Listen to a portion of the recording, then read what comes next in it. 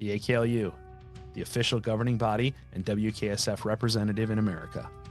Our national team just won silver at the 2025 WKSF World Championships, and to celebrate, we're offering 25% off for new members with the discount code AKLU Silver 25. Why join? AKLU sanctioned events set the standard for kettlebell sport with certified judges and unified rules and ranking tables. We have a member elected board. Members get exclusive discounts on event registrations, gear, apparel, coaching, and more.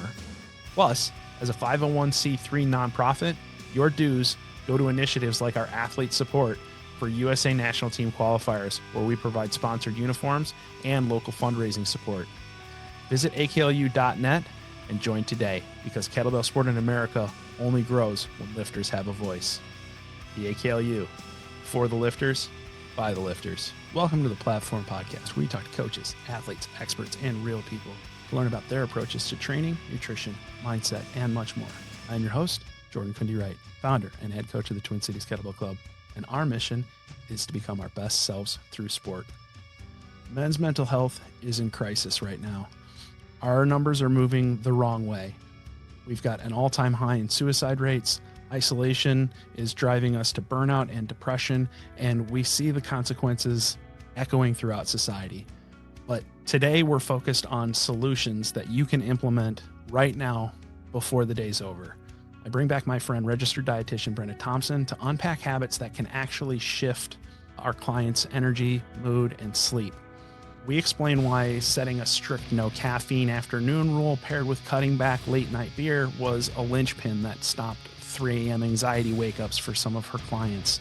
We talk about the hunt, gather, farm grocery filter and how swapping drive-through meals for high-quality food and balancing your blood sugars can improve your recovery, improve your sleep, and lead to better mental health.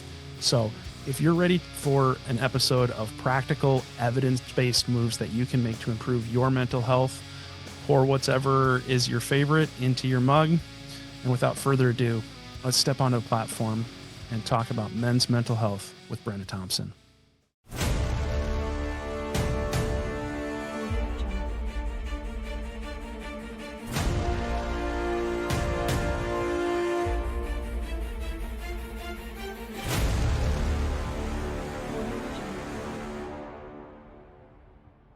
All right, welcome back to the Platform Podcast. I am pleased to welcome back my guest this week, my friend, Brenna Thompson, registered dietitian, mom, kettlebell lifter, and just general awesome person. Brenna, thanks for coming back to the Platform Podcast. Thanks for having me back. Of course. So how have you been? How has summer been treating you so far? The glorious 3 months of summertime that we get in the Twin Cities area. How's it been going for you?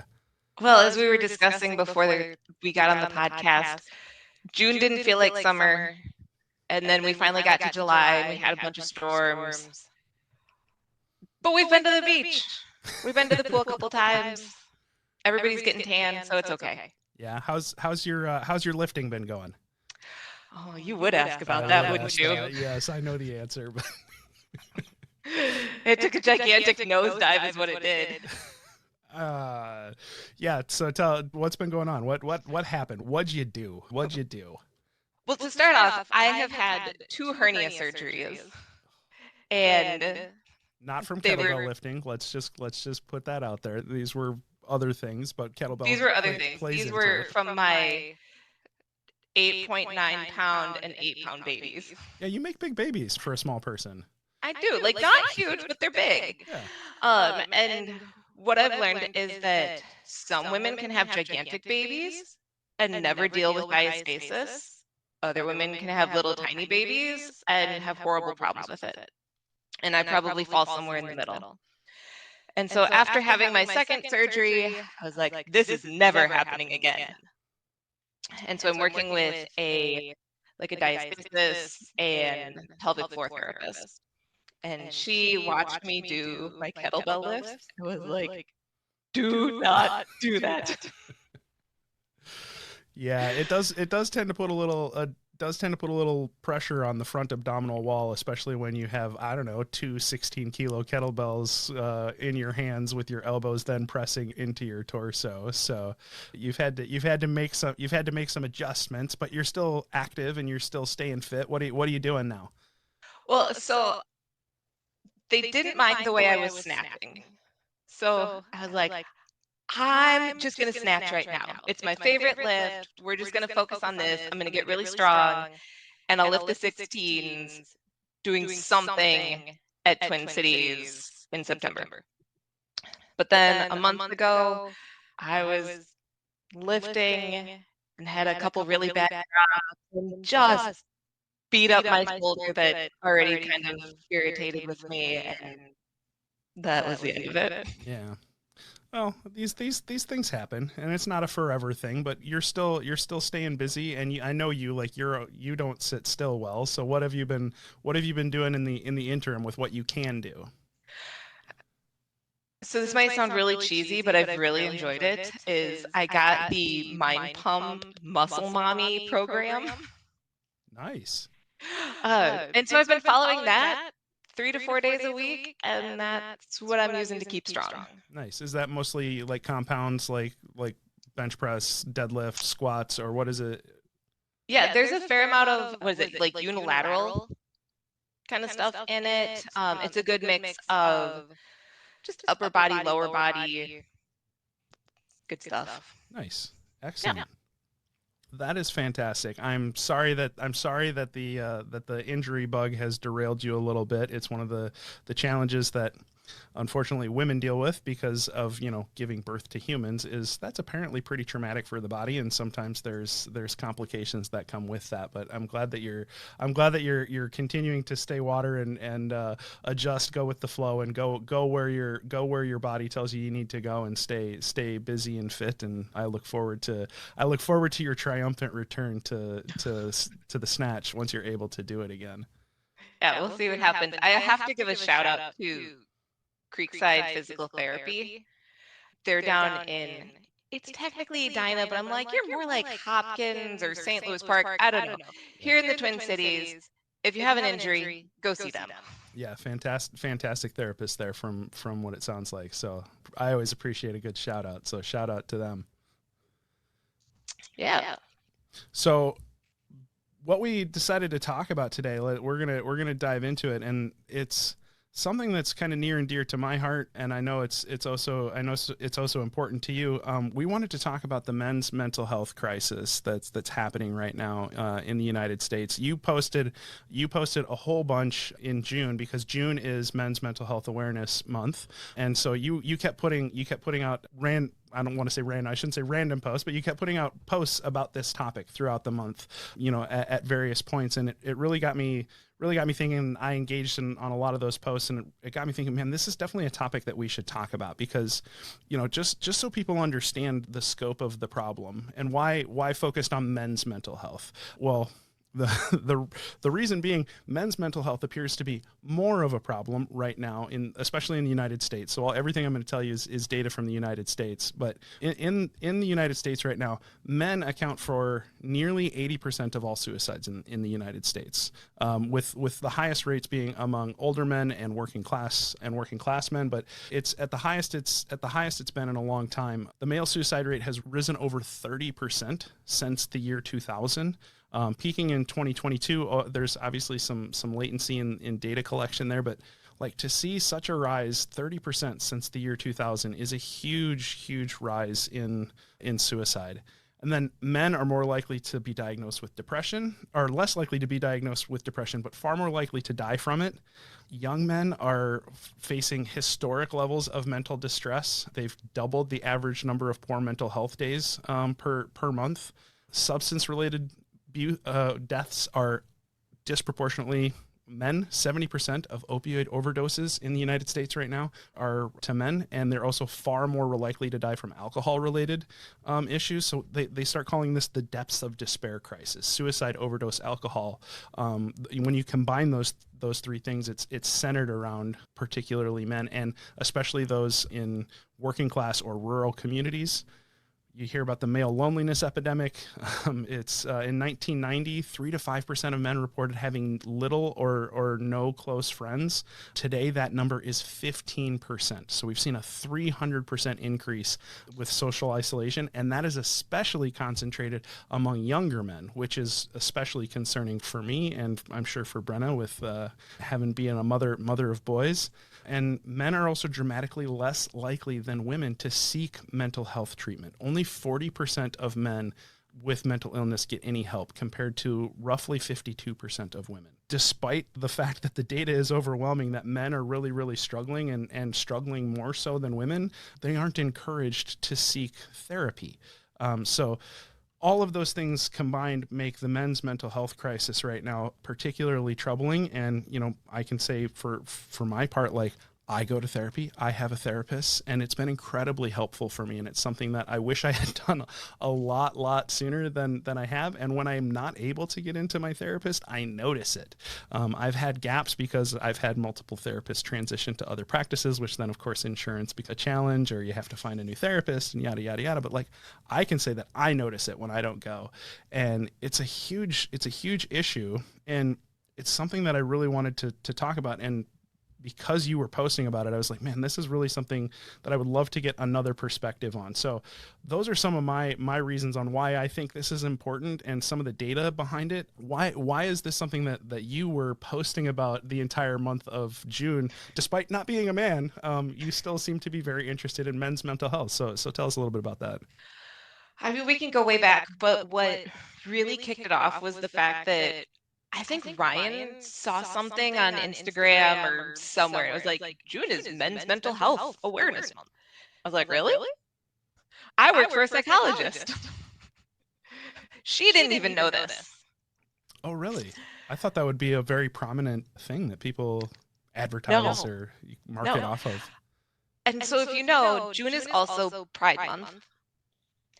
And it just really irritated me that we have this big focus on Pride Month, but we aren't taking care of just men's mental health in general. And then I also get really irritated with the whole like awareness month thing, because we're like, be aware of it. Awareness is great. It's great, but what do we do about it? What do we do about it? Don't just give me statistics. Tell me how to fix it. And so that just really kicked off some stuff, because my family has a really long history of addiction and mental health challenges, from PTSD, alcoholism, addiction to electronics, anxiety, depression. My grandfather committed suicide and also took my grandmother with him.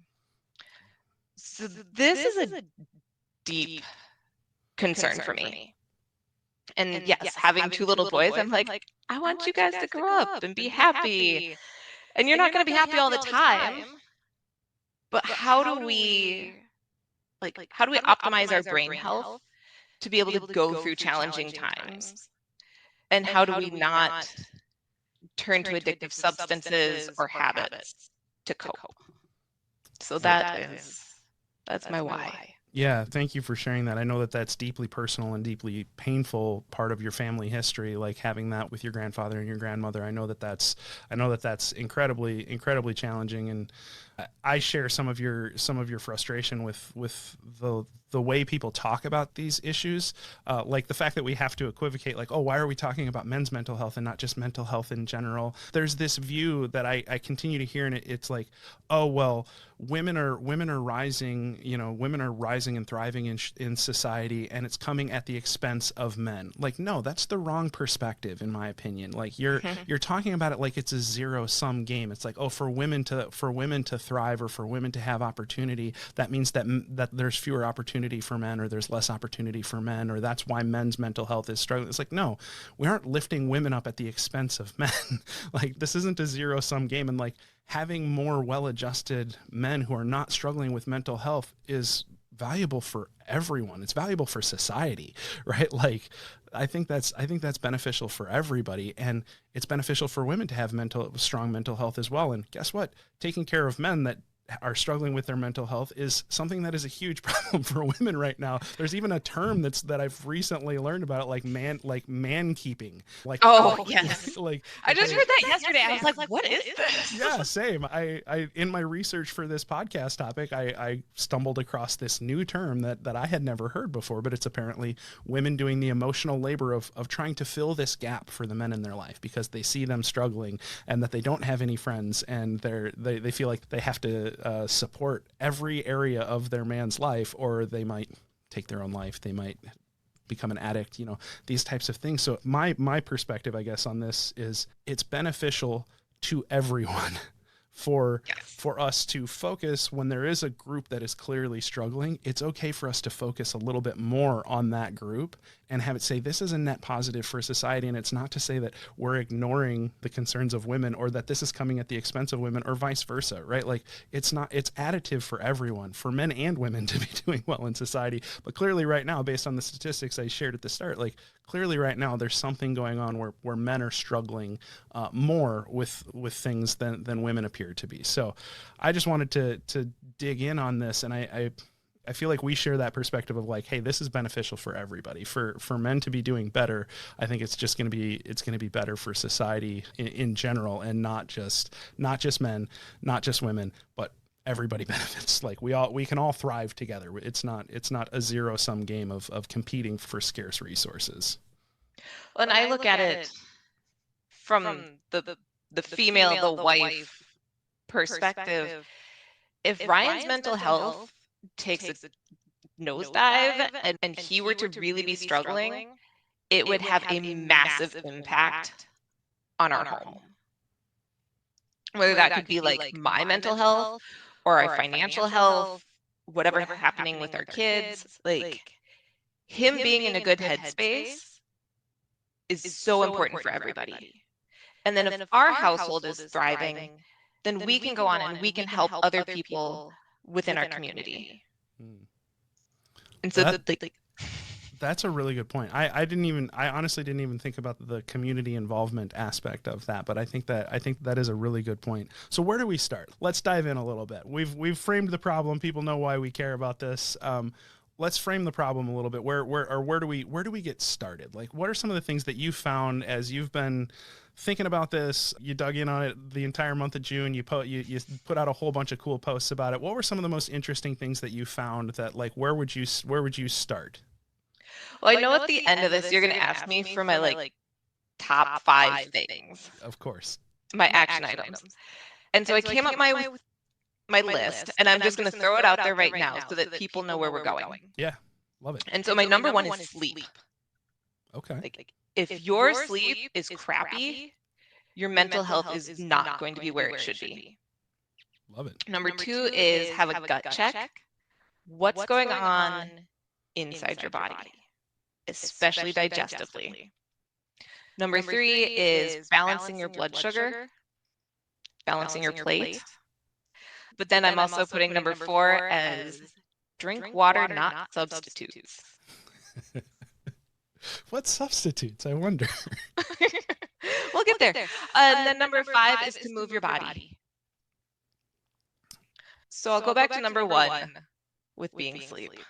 Being sleep. Yeah, let's talk about that. So Jordan, I think we have both had times where sleep has been really challenging. Yes. And how would you say you feel during the day, and how do you feel towards your wife and your coworkers? Yeah, this is one I'll be a little bit vulnerable here and share some anecdote. This is something I struggle with, and people know, like, if they listen to the podcast, they know that I do struggle with sleep. Sometimes I've talked about the value of sleep when I'm doing well with it. So like, I know now I've got an 8 sleep bed, which I freaking love. I'm jealous. I take my supplements. You've laughed at, we've shared, offline some, like I have a sleep supplement that has all this stuff in it. And I take my melatonin, and I take CBD to help me sleep. And sometimes I lay down and my brain is going a million miles a second.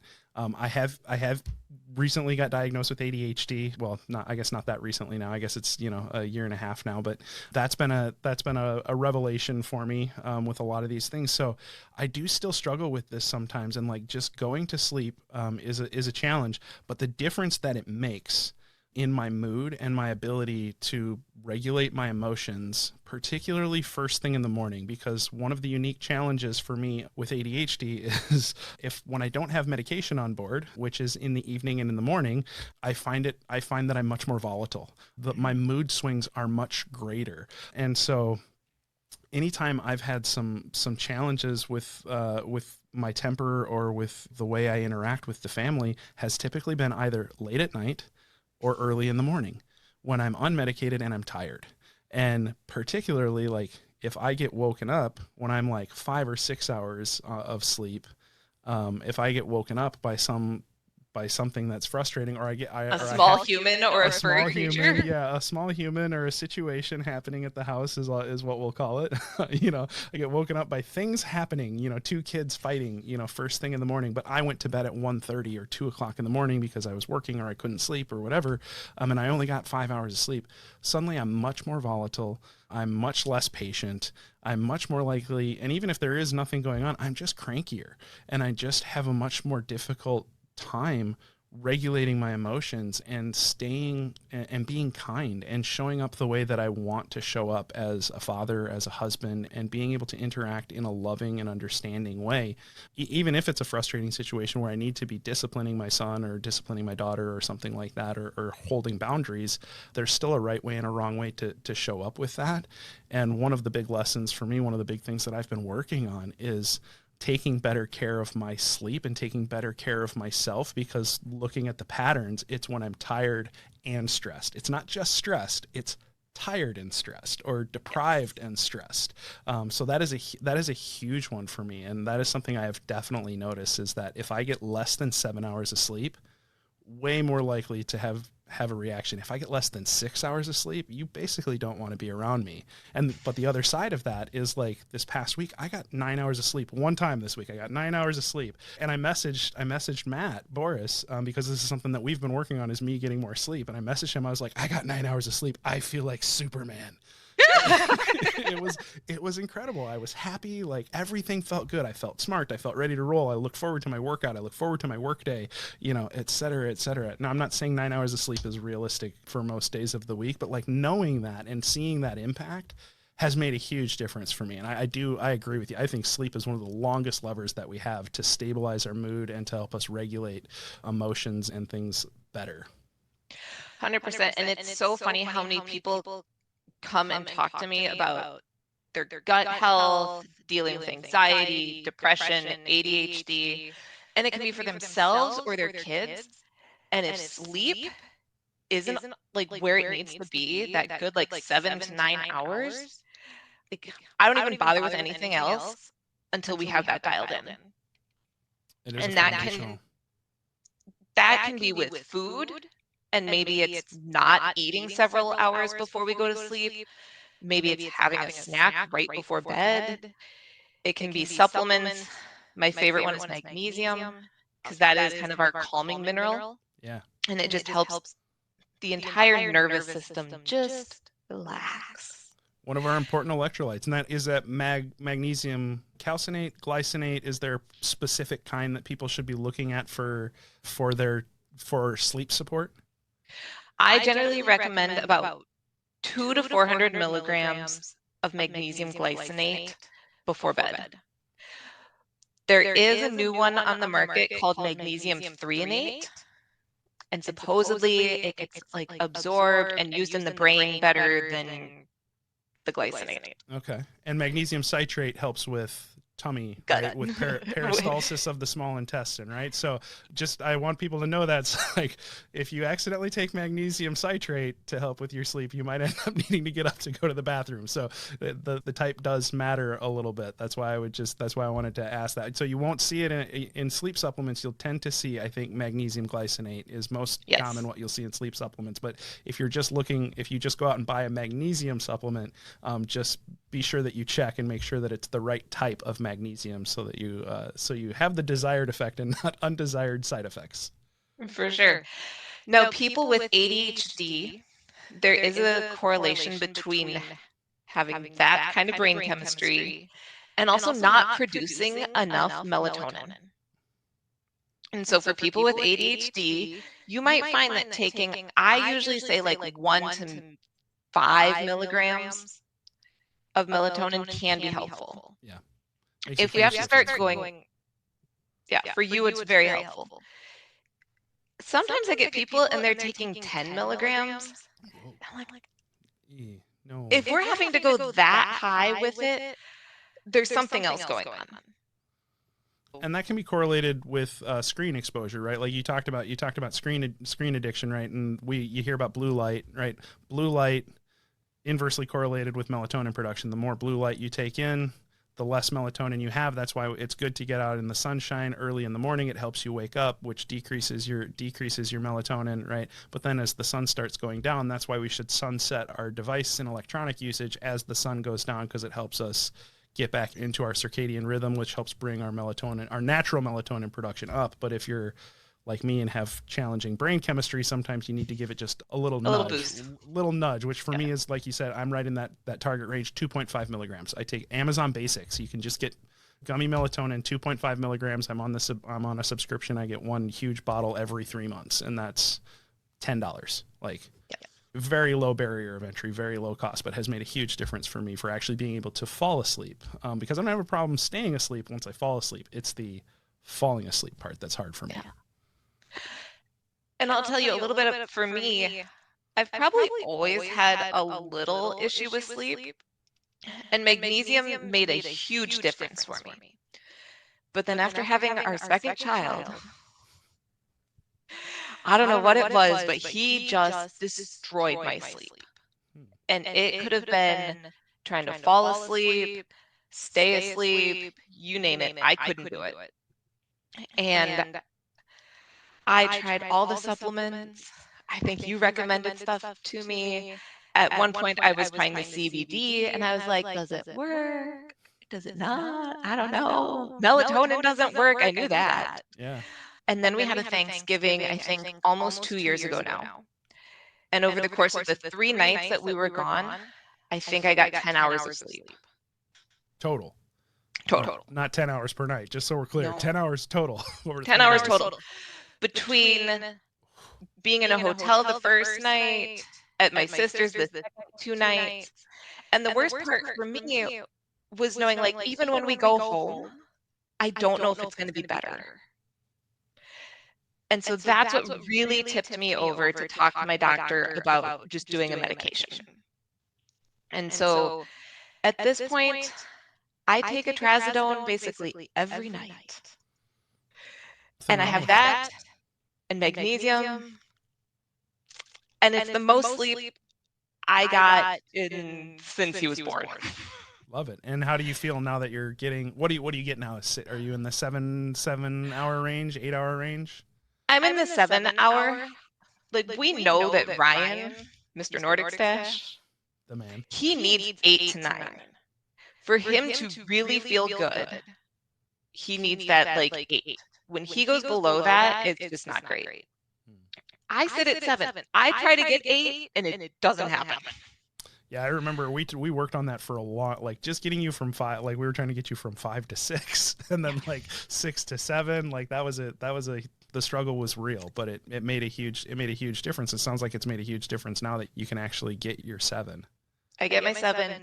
The other 2 things that I did was there's an app called Sleep Reset, and it's basically has you working with a sleep coach. And it helped me really reframe going to sleep and what to do when I wake up in the middle of the night. Excellent. And so instead of getting into that cycle of like, oh God, I'm still awake. Now I'm awake. What am I going to do? How long is it going to take to fall back asleep? And doing that, that anxiety pattern, I was finally able to start to break that. Excellent. I love that. That's a great resource. Number 2 was do a gut check, right? Do a gut check. Yeah. So you're coming at this from the perspective of registered dietitian. So I'm really curious to hear what are your top tips there for why gut health matters for mental health. What is the correlation there? So if people don't know, you have a nerve that runs from your brain down close to your spinal cord and past all of your intestinal organs.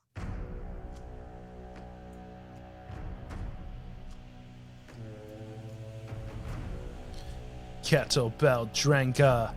Rating season is upon us once again. The 5th annual Twin Cities Kettlebell Open is coming, and registration is now open. On Saturday, September 13th, the steel will ring out once more at Northbound Training in Little Canada, Minnesota. Honorable warriors will test their mettle in person or through online video submission, all for their chance at glory. Fight for your clan, fight for your name, claim your spoils and your glory. Early entry is just $100, with raffle prizes for all competitors and cash prizes for the top in-person performers. Every lifter enters the battle. A few leave legends. Go now to TwinCitiesKettlebellClub.com to register today. Come, answer the call of battle, sign up today, and may your name forever ring out in the Hall of Champions. Go to TwinCitiesKettlebellClub.com.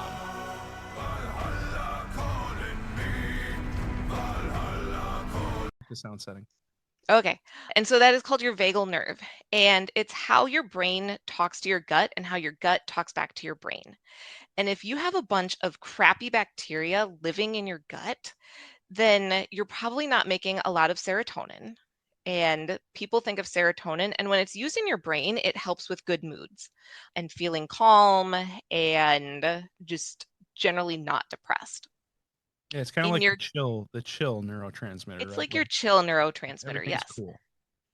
In your gut, it helps with motility. Now you need good bacteria, adequate protein, B vitamins, all the things to make serotonin in your gut, but also up in your brain. And you need that good bacteria in your gut to break down stuff so that you can then actually assimilate it, absorb it, and then use it through the rest of you. If you have a bunch of crummy bacteria in your gut and it's not digesting your food correctly, if you don't have, say, enough stomach acid so you can actually break down your food and then be able to use those nutrients in there, it's like your gut's not happy, the rest of you isn't happy, your brain's not happy. And if you have gas, bloating, like chronic diarrhea or like constipation where you're only going once or twice a week, if your gut doesn't feel good, the rest of you doesn't feel good, and you're not going to have good moods. And interestingly, years ago, there was a study done, and they put people who had been diagnosed with bipolar disorder on a very specific probiotic, and they found that a large number of them were able to like very drastically reduce their need for medications to control their symptoms. Interesting. And yes.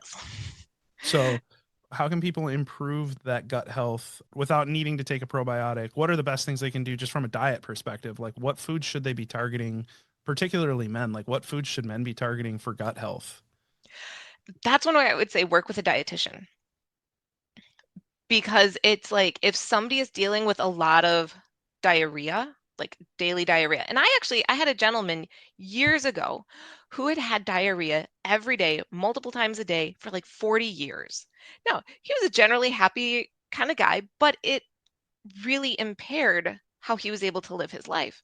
And he had been to like Minji and like get the other gastros and whatnot, and nobody could figure it out. And I looked at him and I go, do you just want to cut out gluten for a little bit? And he's like, well, they did a celiac test and I came back negative.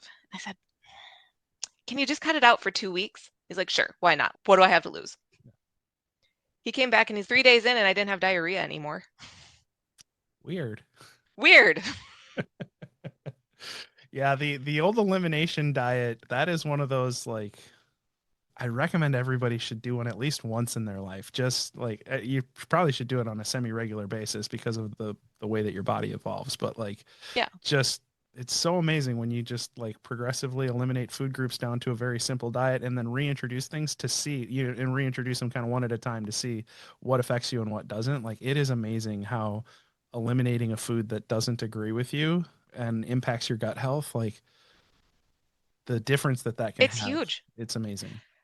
I was working with a 3-year-old recently, and we did a food sensitivity test for her. And she was one where she's kind of looking like a little bit like, there might be some autism kind of stuff, but there's some other symptoms like just massive temper tantrums, and was actually doing like head banging, like banging her head on things, and some other behavioral challenges.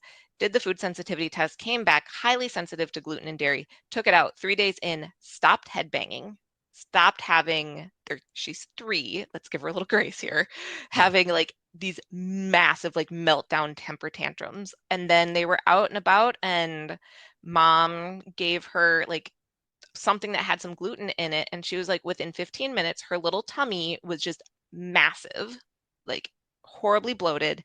And she's like, that night, just knock down, drag out fight to get her to go to bed. It's all connected. It's all connected. It is. So if we're like, what can we do diet wise? I was talking with a friend the other day, and I said, whether you're a man, a woman, I don't care, child, 90, I said, if we get you eating more fruits and vegetables and animal protein, like generally things go better. Yeah. Yeah, I think the like the thing that's important to understand for men is you don't need as many carbohydrates. You probably actually prefer, most men, this is speaking in Need less. generalities, need less carbohydrates and need more protein.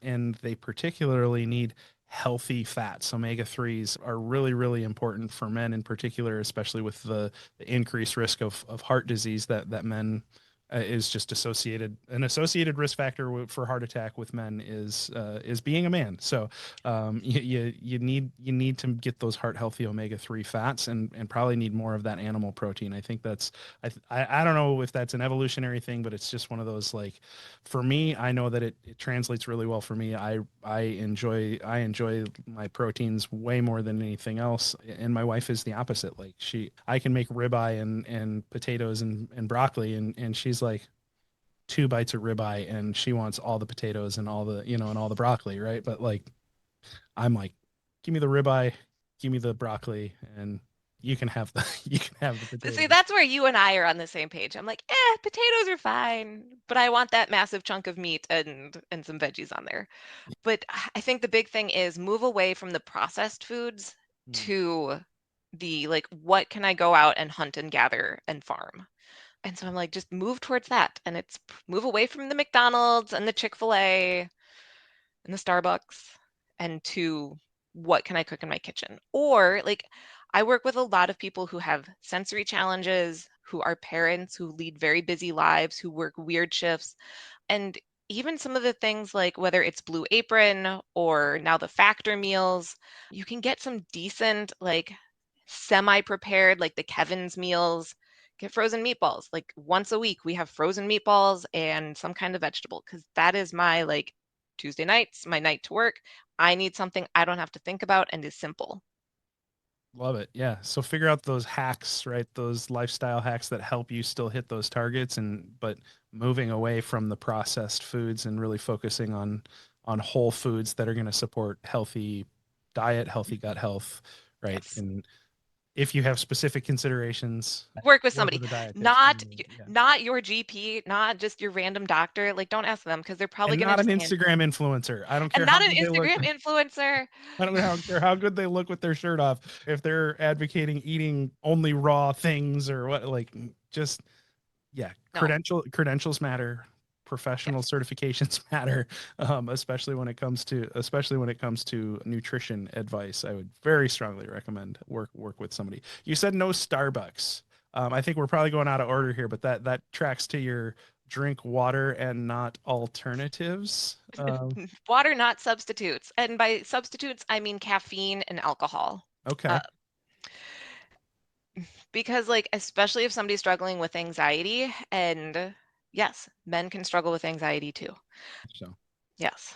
And we know that caffeine on an empty stomach, caffeine, coffee, or any caffeinated beverages like energy drinks used to substitute a meal can make anxiety worse. okay. And If you are drinking caffeine past noon, 2 o'clock, then we will see disruptions in sleep. So I feel attacked a little. but this is where like I feel like stories are so impactful for people. This was one of the things I posted on like Facebook and Instagram was how, many years ago I had this patient and he was in one of my weight loss classes. And one of his habits was at night, he would have 2 to 4 beers most nights. And I looked at him and I was like, all right, so you're in this class for weight loss. This, like drinking alcohol, these are liquid calories. Like we can look at it from that standpoint, liquid calories, not helpful when it comes to weight loss. Also, it's alcohol. So your body is going to have to process this. Your liver has to deal with this and detoxify it before it can help you digest and deal with any proteins, fats, and carbs. I said, can you give it up for the next, like 10 weeks? He's like, oh, maybe. And then And then what he came back and he came back and he's like, I quit drinking. I'm like, cool, great, awesome. Thank you for following instructions or my recommendations. I'm like, how do you feel? He's like, I feel so much better. Because he wasn't drinking at night, he was sleeping better and he needed less coffee and caffeine the next day to wake him up. So then because he wasn't drinking so much caffeine during the day, he didn't need the alcohol as a downer at night. yeah, uppers and downers and uppers and downers. Yeah, there is a definite pattern that emerges there, and I will say this is one I feel like this is not unique to men, but I see men take it to the extreme a lot more in my experience. I haven't had many women that I've worked with that have said like, yeah, I drink 10 shots of espresso a day. I've had many men that have told me that. And I haven't had many women that are like, I drink an entire bottle of wine a night. It's usually like a couple of glasses. But I've had plenty of men tell me, oh, I have 6 beers or 7 beers a night or whatever, or 5 whiskeys or, and I don't say that from a place of judgment. Like there has definitely been times where in my life I was taking in the equivalent amount of 10 to 12 shots of caffeine a day, especially prior to being on any ADHD medication. My wife was constantly telling me, I think you're self-medicating with caffeine, because I would drink 600 milligrams of caffeine in a day and then have 3 or 4 whiskeys at night. And that was that same pattern, right? Uppers and downers to be able to regulate and to be able to regulate energy, right? And to generate energy, but it's synthetic energy regulation and synthetic parasympathetic system stimulation and sympathetic nervous system stimulation. Like you're giving yourself stimulants and downers to basically do the things that your body should be able to do on its own. And the consequences of that, again, is that inability to regulate emotionally and to be able to really think through things and I know that at the neurotransmitter level it starts to have ramifications. Now that's all very personal on how it impacts different people. Like your brain chemistry is very personal to you, but like this is something you and I worked with. I got tested for a number of things, and one of the things that we found from my readout was that I don't process alcohol well. Like I don't detoxify well. Like it's one of those No. like it's just something my body doesn't do well. And I have noticed, and this is one of those, again, awareness. I'm sure this has always been the case, but awareness of it does make a huge difference. I have noticed that even on, it's not the day that I drink that I have problems with, because I'm a happy drunk actually. Like I'm very enjoyable when I've had too many. Like I'm charming and lovely and wonderful, of course, right? Just like I'm sure I'm obnoxious and loud. But I don't tend to get angry. I don't tend to blow up on people like when I've been drinking. But the next day, you get that rebound effect and you get terrible sleep, and then my mood the next day is much more problematic. I feel terrible, and then I'm on a much shorter fuse, and then I have anxiety. I have a lot more anxiety when I drank the previous day. All of these things tie in together, right? Where it's like that all of these things correlate together, and I've noticed it now, and I've largely eliminated alcohol. I switched to non-alcoholic beers, as I posted on Facebook or whatever a while back. Like I switched to a lot of non-alcoholic stuff. I am working on reducing my caffeine, because those things do matter, and it does really have pretty strong correlation to your ability to handle anxiety and handle mood, regulate mood. So switching away from those those substitutes and really focusing on water, healthy hydration, electrolytes has been really, really impactful for me. So I don't know, validate the that what you're talking about has made a huge difference for me in my own mental health. You know, when I've moved away from alcohol and really reduced. Now I still will have some alcohol occasionally, but I've significantly reduced, and I find, you know, non-alcoholic beer helps me still have something, but not doesn't affect my sleep, and that has made a huge difference. So That's awesome. check your alternatives to water and make water your default drink of choice. So we've got two more. What were the other ones that you All right. So number 3 that kind of goes with the water and the gut stuff is to keep your blood sugars balanced. And so yes. eating regularly. And I know we've had like this huge push in the last umpteen years of the intermittent fasting. And I think, like, here's the thing, for some people it works. It tends to work better for men than for women. But with that, I come with the caveat of only if you are metabolically healthy and it's not messing up your moods. Yeah, that is a really interesting call out, because you also mentioned in the caffeine, like on an empty stomach, right? So it's like, oh, if you're intermittent fasting and your first thing that you do in the morning, like you're trying, like, oh, I'm going to try this intermittent fasting thing, but I'm still going to have my coffee because it's calorie free, it doesn't break my fast, I'm going to drink my 2 shots of espresso black, right? Like I have done this. Right? And how'd you feel? Wired and tired would be how I would describe Yep. it, right? Like I was jittery. I felt wired for sound though. Like I was ready to Mm-hmm. go. I got a lot done, and and it's really easy to tell, like, oh, I'm really mentally clear, I'm really mentally sharp. But then I was like, oh yes, but you're also really struggling to like throttle down.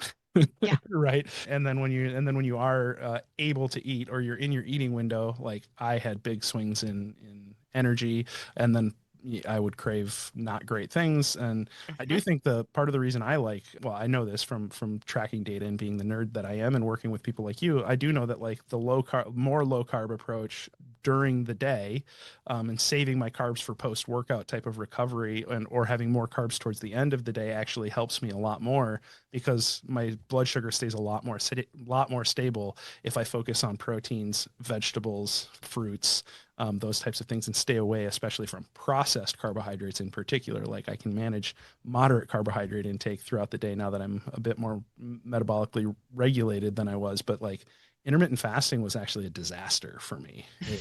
Like my blood sugar was all over the place. My moods were all over the place. Like it felt like a roller coaster of like full on down the rails and like going fast and enjoying it, and then throwing the emergency brake on. Like Yeah. that's really what my experience was doing intermittent fasting. So that blood sugar regulation, I think, is a huge part of that for me personally. Well, and I think we've probably all seen the commercials for Snickers where like one of the guys is like super like being like an angry grandma or like somebody who's just cranky. And I see it in my kids. And I find when I find it ironic that they're using that to sell a candy to sell bar. Snickers. But But the funny thing is, I'm like, it's sugar, it's fat, and yeah, I guess there's like a little protein in there from the peanuts. But it's true. It's like when you have that big like blood sugar crash, whether it's because you went too high and came down too fast, or because you just haven't been eating and now you're hangry, it's like, yeah, whether it's a Snickers or whether it's I don't know, a peanut butter and jelly sandwich and a glass of milk, or like some deli meat and some cheese, something, or an actual meal of chicken or steak or fish, veggies, potato, rice, whatever it is, having something more balanced, especially with that protein in there, helps. Before we got on, Jordan and I were talking about like, oh, what are our kids doing? And this week mine are at YMCA camp, and in particular, my oldest comes home and like a couple days was like the first 2 days like just a mess, like just like got off the bus and is like tears and so sad, and I was like, I bet he's hungry, because the hangries don't always show up as like, I'm so angry. It can show up as any emotional volatility, whether it's like anger or sadness or definitely not joyfulness, but somewhere in that like oddly angry. enough, only the negative emotions come out Yeah, when you're when it's like you're angry, crying. sad, I can't focus, just like feeling depressed. And it's like, I looked in his lunchbox, and one day I think I had packed like a protein bar and his peanut butter and jelly sandwich and some like dehydrated mango and something else. And the kid all day ate like the protein bar and a bite of peanut butter and jelly sandwich. I run into that with Rowan too, where I'll send him with like the best, healthiest lunches I can think of, and carrots and pea pods and apples and and a ham sandwich and things that, and comes back and it's all still in his lunch bag. And I'm like, Yeah, and then what did you eat? he had the audacity to, you didn't send me much, Mom. I'm like, doesn't matter what I sent you, you didn't eat it. But I get them home like right now, like this week, they're eating supper at 4:15 because we get home and I'm like, you need to eat. Yeah. And sure enough, it takes them 45 minutes to sit there and eat dinner because they're just like inhaling food. And you would think this would be obvious that adults wouldn't need this to be like, oh, eat regularly, keep your blood sugars regulated. I'm going to raise my hand and be like, there's been times where especially when I was experimenting with intermittent fasting, or when I've tried different things, or even just when life gets busy, I get up and my first meeting's at 8 o'clock, and I'm in meetings back to back to back until 2 o'clock, and I'm like, oh my god, my head hurts and I can't think straight. I can't even really like keep Eyes open. my words into things that make thoughts. And I'm like, oh yeah, I haven't eaten anything yet today. And I go have lunch, and it's like, oh, suddenly my headache's gone. Yeah. And suddenly my brain can think. And it's like, oh, it's almost like your body needs energy to do these things that you're demanding of it. It seems really obvious, but like keeping your blood sugar stable, eating a healthy diet, keeping your diet and keeping your gut health in check, not using stimulants and depressants to prop up your energy systems, like those things all have and when you combine all of those bad things, it can be really, really a wreck. Or when you combine them positively, it can be very, very positive. And the additive and combinatorial effect of it is pretty incredible. Well, and I just think of, for a man, whether, like I'm going to take what a lot of men are, which is a father and a husband or a partner. And I look at it as, okay, if you're not keeping your blood sugars balanced and you're choosing, or you're just in the habit of not eating breakfast, grabbing a cup of coffee, maybe lunch is like something from a gas station, or I don't know, or maybe fast food. And then you get home, and how are you showing up for your kids? How are you showing up for your partner? Do you walk in the door and you're super grumpy because in actuality you just need to eat? Like, I think about that. Okay, well, how is that, again, how is that impacting the household? Versus, can I get you to eat something for breakfast, or have a protein shake for breakfast, bring some actual food for lunch? And then how are you going to be showing up for your coworkers and for your employer? And then can you actually focus better, get more work done, get paid more, do a better job, get a promotion, all the things. Okay, and then you're coming home and you're not hangry, you're not starving, and you're not turning to alcohol to like make you feel less jittery. You're not having that before dinner drink, or like the 2 or 3 after dinner drinks, and you're just a more pleasant person to be with. Yeah. And I'll even take that another step further. For me as a father, one of the things that I think about is, what am I modeling for my son? Yes. Like, what do I want them, what is it that I want my children to see? Do I want them modeling what I'm doing? If I'm doing things that I don't want my kids to be doing, should I be doing that? No, probably not, right? I talk to my kids about going to bed on time, and like how important that is for their growing bodies and for their brains and all of these things, and like should probably take that to heart as well. Which brings us to the last one, which is last but not least. It's the platform podcast. We're talking about kettlebells a lot of times, but moving your body was the other one. Why does that matter for mental health? Why does moving your body help for mental health? We're humans, we're meant to move. We are not meant to just sit all day. And in particular, we know that the boys are much more likely to be diagnosed with ADHD than girls. I think here's the thing, biologically, both genders are meant to move, but in particular, men are meant to, like, in most Ancient civilizations, men were out fighting the battles and going hunting. You need to go do stuff. You need to be challenging your body. And when we shove boys into a desk all day, what do you think you're going to get? You're going to get kids who can't sit still and who can't focus. When we move our bodies, we get more blood flow up to our brain, and then we can transport more oxygen and more nutrients up there. And so then your brain just works better. But anytime, especially when we're doing true physical activity, like we're really like moving and whether it's exercise, I would also say like getting outside, like being able to move and be outside is also optimal, because then you're not only getting like a nice dopamine push, but you're also getting other neurotransmitters and the sunlight on your retina that helps with like more serotonin production. So then you get serotonin and dopamine and your brain just loves it and life is much better. And then when that light exposure goes away in the evening, you get your increase in melatonin Melatonin, production. and then you Right? sleep better. Yeah, and when you have muscles, your body can store more sugar in as glycogen, so you actually have more stable blood sugar. So again, these things are all interconnected, right? Like working, Yes. especially resistance training, right?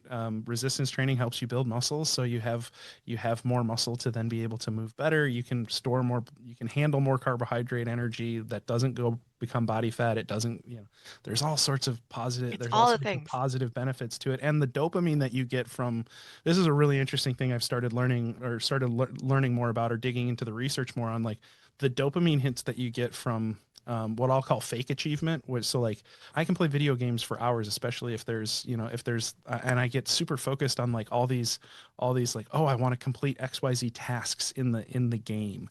And it's like, that's fake achievement. And it gives you those dopamine hits. It does. But they're very, very short. They're sugar high type dopamine hits. They're very small, acute spikes. Whereas the dopamine release that you get post workout is high, and then it degrades a lot more slowly. It's a really interesting thing. You get that post exercise dopamine high that comes down a lot more slowly. And interestingly, another interesting thing I saw is the recovery from an intense workout is actually better if you have post workout camaraderie, community, right? So like that's where like Oh, fantastic. one of the things that like CrossFit gets right, or that kettlebell Hmm. sport gets right. Like how much fun is it, quick, plug, how much fun is it after the Twin Cities Kettlebell Open, or Riddle Struck, or whatever, any competition that you go to?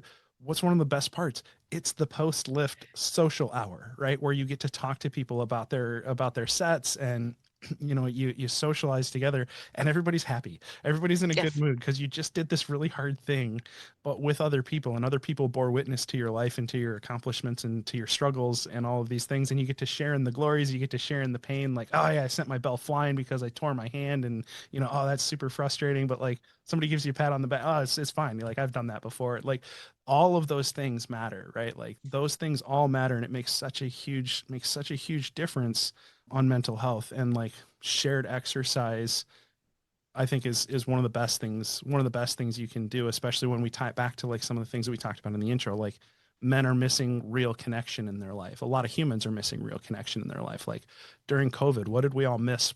Like it wasn't the workouts as much as it Mm-mm. was I mean, we missed the workouts, but what we missed more, like we found out like, oh yeah, I can go do push-ups, and like we can all go do push-ups and sit-ups. Like Brenna and I could go do 100 push-ups and 100 sit-ups right now by ourselves in our offices. Doesn't have the same effect as being like, hey, let's get together and go do a snatch workout together. Like that is always going to be much more appealing, and it's always going to be much more beneficial. So I think that community part of it is such a huge part of it. So Oh, and we know just for like mental health, whether men or women, like that community aspect. Like, yes, there are some people who are more hermit-ish, who who are true, like very strong introverts who just want to be by themselves. But for the most part, most everybody else needs community. And whether that's in your exercise group or your church, which is where like recently we have found as a family like really good connections. Like we gotta connect with people. yeah, Um, and even introverts still want connection. They just have yes, a much smaller list. Yes. They're just like their velvet rope is very tight. They're like, Yeah. I like 97 dogs and two people, or Yeah. that's more the introverts perspective. But like I'm one of those. I love everybody, man, but that's I feel like that's super important that even if you're an introvert, you still need to find your tribe, You got to find your people. your crew, right? Like I Yeah. think that, and like you said, whether that's through church, through other, and I think that's one of the things that's kind of that we're struggling with in society, especially since so many things, the return to office is actually good, I think, for a lot of people in that regard, like having that having those third spaces where you can go and build community. But even work used to be the second space, like it was home, Mm-hmm. work, and then there were third spaces. Right now, we've taken away, for a lot of us, like myself, like I don't even have a second space. Like I work from home, I live at home, so having those second spaces and third spaces, I think, is really huge. Like church is a third space, or being part of a club or a social team. So I think there's so many things. Like we could honestly talk for hours and hours. Like we've only just scratched the surface on this, and we really came at it from a perspective of what are things that an individual can do to help improve their mental health. But there's societal things that we could probably spend a lot of time talking through. Oh yeah. All right, so give us those top five again. So top 5 was sleep, get your sleep right, figure out what's going on with your sleep, why can't you sleep, talk to somebody about why you can't sleep, and figure it out.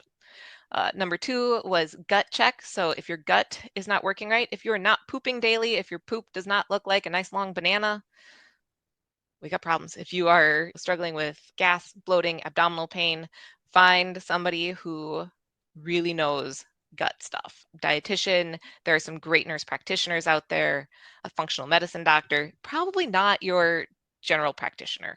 And not Uh, an Instagram influencer, once again. and not an Instagram influencer. Yes. Number 3 was balance your blood sugar, eat balanced meals 2-3 times a day, maybe have a snack. Depending upon your activity level, what your job is, what your sleep is, just eat regularly. Number 4 was drink water instead of substitutes, so substitutes being caffeine and alcohol. Number 5 is to move your body, and I'm going to throw number 6 in here, and I kind of said it earlier, talk to somebody. Yeah. So work with somebody, like try and figure out what's going on with your insurance. If that is an issue, there are now you can use like virtual. I know there's some different apps for connecting with therapists. Yes, Headspace. Yeah. What you should do not use Chat GPT as your therapist. There is now research because people have started using, because they were like, oh, I can figure out, like Chat GPT will like talk to you. And people are trying to use that as a replacement for therapy. But what they're finding is that it just validates your crappy feelings and makes you feel crappier.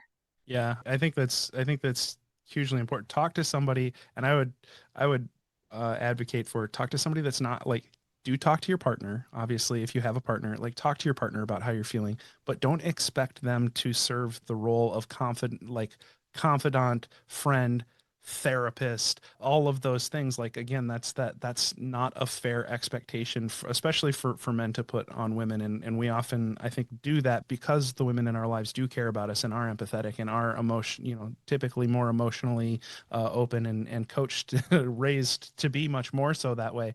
That doesn't make it fair to put all of that on them. So like, you need to have friends, you need to have a confidant, I recommend having a therapist, like you were saying. But if you can't afford a therapist, like a counselor, a pastor, a coach, somebody somebody else that you could talk to, even just having a friend that you can go sit down and have coffee with, I think hugely important. So like talking to somebody, and I think a corollary to that is finding your people, like you said, finding that community. Like, so I would say have that person that you talk to that maybe is a professional, but then also have that community of people. Like, so I guess that's 7, right? That's like, find your tribe, find your crew, find somewhere that you can get connected into, because that tapping into community, I think, is another huge piece. That loneliness epidemic is only going to get solved if we reach out and actually try and build community, bring yourself into a space where there are other human beings that you can interact with face to face. As much as Zoom and technology and all of these things have broken down barriers, which are great,